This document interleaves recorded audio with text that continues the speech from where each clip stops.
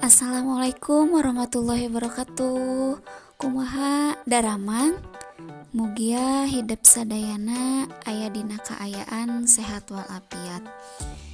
Dina pangajaran anu kahiji di kelas 8 nyaeta urang medar perkara kawih. Materi dina minggu kahiji tujuan pangajaranana nu kahiji dipiharap sangkan hidup bisa ngahaluangkeun kawih kalawan daria. Anu kadua dipiharap sangkan hidup bisa maham eusi rumpaka kawih kalawan bener.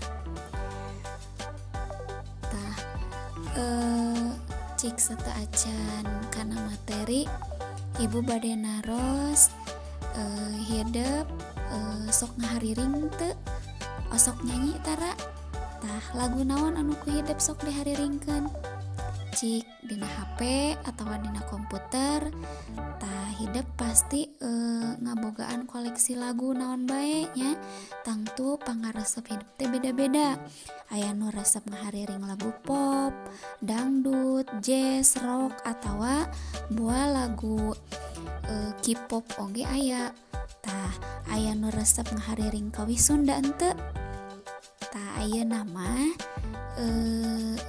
kawih Sunda oge ngeunaheun pisan mun dihariringkeun.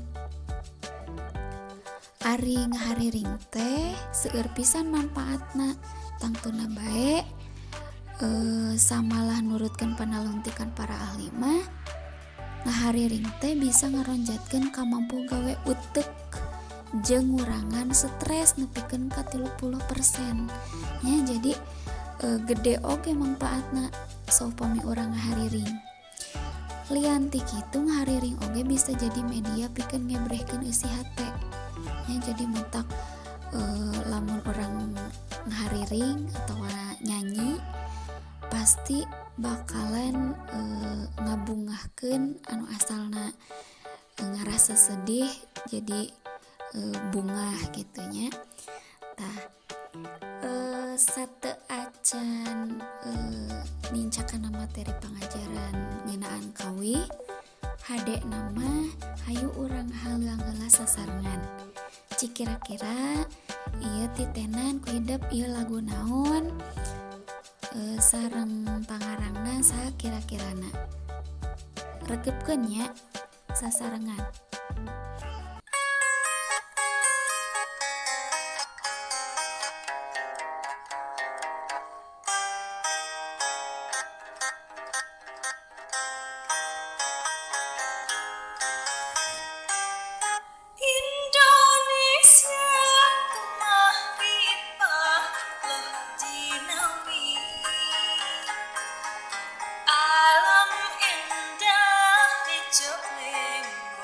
Suki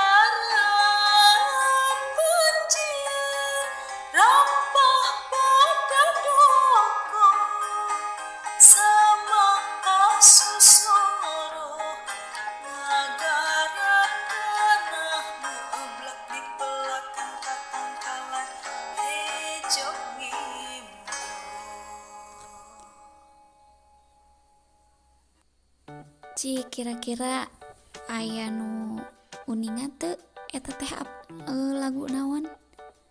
Mohon laras. Eta teh kawih nu judulna Cinta Nusa nya sanggian Mang Koko. Tah kawih Cinta Nusa anu nembe teh jerna teh tema teh nyaeta ngeunaan papatah sangkan urang miara lingkungan hirup. Ieu kagambar tina eusi eta kawih anu nyaritakeun pentingna urang miara lingkungan hirup. Salaku bukti yen urang teh bener-bener mika cinta jeung mika nyaah kalemah cai. Upami ku urang dititenan, tah kawih Cinta Nusa ieu teh diwangun ku genep pada ari nu disebut pada teh nyaeta gunduk. Jadi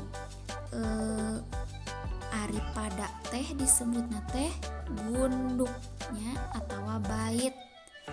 Upamina pada lisan teh nyaeta jajaran. Jadi dina pada kahiji ieu diwangun ku opat pada lisan. Pada kadua aya opat pada lisan. Pada katilu aya opat pada lisan. Pada kaopat aya opat pada lisan. Pada kalima aya opat pada lisan. Pada kagenep aya opat pada lisan. Jadi kawih Cinta Nusa ieu diwangun ku genep pada lisan. Tah ayeuna urang pedar pada kahiji jeung kadua teh ieu ngagambarkeun naon, nyaritakeun naon? Nyaeta pada kahiji jeung kadua mah ngagambarkeun kumaha endah jeung suburna alam Indonesia. Jadi lebar pisan lamun ku urang teu dipiara nya. Tah kumaha endah jeung suburna alam Indonesia teh kagambar tina rumpaka eta kawih. Upamina ku urang dititenan, ditinggalnya. Tah aya kekecapan alam endah hejo ngemploh sugih mukti. Subur tutuwuhan beunghar pepelakan, daun hejo ngemploh karaharjan lemah cai, kakayon tumuwuh subur pajangkung-jangkung, petetan ngawujud sirung pagulung-gulung. Tah eta teh ngebrehkeun kumaha suburna di alam Indonesia nya. Jadi lebar kacida lebarna lamun ku urang teu dipiara. Tah satuluyna dina pada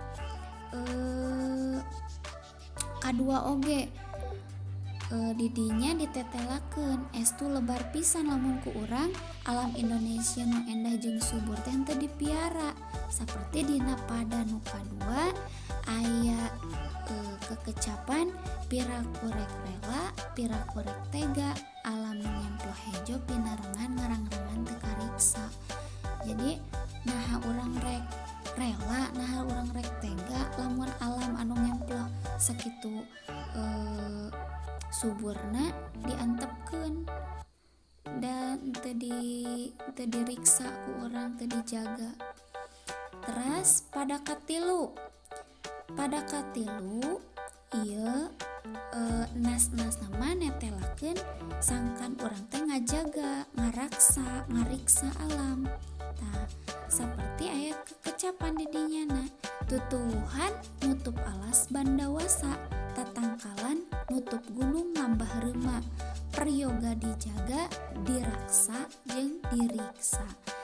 Tanya jadi netelakeun yen dina pada katilu mah sangkan urang teh kudu ngajaga, ngariksa alam, ngajaga, ngariksa, mariksa, mariosnya nitenan, ngurus alam. Teras pada kaopat ngagambarkeun perluna urang ngajaga, ngariksa teh tentu we sangkan alam nu nyampak teh teu matak ngabalukarkeun ngakibatkeun mamala pikeun urang. Mamala teh musibah nya. Jadi gambaran mamala anu baris tumiba teh lamun seug urangna henteu daek miara alam kalawan hade. Ditetelakeun di dinya dina pada kaopat mamala tanggah ngeblak nuntun dimir ketir bahaya gunung urug padataran banjirnya. Jadi ngakibatkeun lamun urang tengah jaga alam, tengah riksa alam, tengah raksa alam, tangtu bakal aya mamalah napikeun urang nyaeta bisa wae tina banjir atau urungnya. Teras pada kalima jeung kagenep ieu mah ditetelakeun yen urang sarerea teh kudu ngajaga ngaraksa jeung ngariksa alam. Jadi saha di dieu nu kudu ngajaga alam teh, kumaha cara ngajaga alam jeung ngariksa teh, tak aya dina pada kalima jeung kagenep. Dina pada kalima jeung kagenep nu kudu ngajaga ditetelakeun yen urang sadayana teh kudu ngajaga ngaraksa jeung ngariksa alam. Alusna mah bari babarengan rampak gawe jadi ulah pakia-kia teh paanel-anel gitunya. Tadi dinya dina pada kalima aya kecap sawajarna putra bangsa nu merdeka di padesaan, pasiringan jeung di kota, andon silih gotong royong, lakon silih rojong, rampak ngahejokeun tanah ngeblak di mamana. Jadi henteu ngandalkeun nu budak di kampung, henteu ngandalkeun nu di kota nya, tapi ngajaga ngariksa ngaraksa alam Indonesia teh jadi alus nama ku cara babarengan diurus, diriksa, diraksa, dijaga babarengan. Tasabada dititenan jejerna tina urang tangtu baris bisa nangtukeun nya eusi kawih cinta nusa teh. Jadi kawih cinta nusa karangan Mang Koko teh eusina teh nyaeta mapatahan yen lamun urang dicinta kalemah cai, urang teh kudu geten miara alam. Ulah talobeh, sabab alam anu subur bakal mere manfaat kana kahirupan urang. Sabalikna, lamun alam anu ruksak bakal nimbulkeun mamalah anu luar biasa kaya ning banjir, taneuh urug jeung sajabana. Kartosnya dugi ka dieu bilih aya patarosan mangga tiasa diteruskeun di grup. Tugas kangge hidup aya pancen bahasa Sundana teh. Nu kahiji, cik kumaha gambaran kaayaan alam Indonesia dina kawih cinta nusana tadi. Saupamina tiasa diaos deui nya dina rumpakana anu tadi ku ibu ditampilkeun dina slide. Terus anu kadua, kumaha pamanggih hidup, pamanggih itu pendapat hidup karena keayaan alam Indonesia nu digambarkan dina kawih cinta nusa. Jadi pendapat hidup kumaha keayaan alam Indonesia teh nu dina lagu tadi nya eta mangga dieusian. Teras nu katilu, kumaha keayaan alam sabudeureun tempat cicing ayeuna hidup ayeuna. Nah alus goreng atau geus ruksak atau kumaha tara dijaga atau masih kene kajaga karaksa kariksa atau kumahanya ditetelakeun sasaruaanana jeung bedana upama dibandingkan jeung gambaran alam Indonesia nu aya dina kawih cinta nusa. Jadi sasaruaanana teh misalna teh contohna teh nya sasaruaanana rea keneh tutuwuhan di tempat kuring cicing ayeuna masih kene rea tutuwuhan sabab masyarakat teh sok rereongan gotong royong melaksanakan kerja bakti pikeun ngajaga ngariksa ngaraksa alam sabudeureun contohna. Terus bedana naon di dinyana. Nah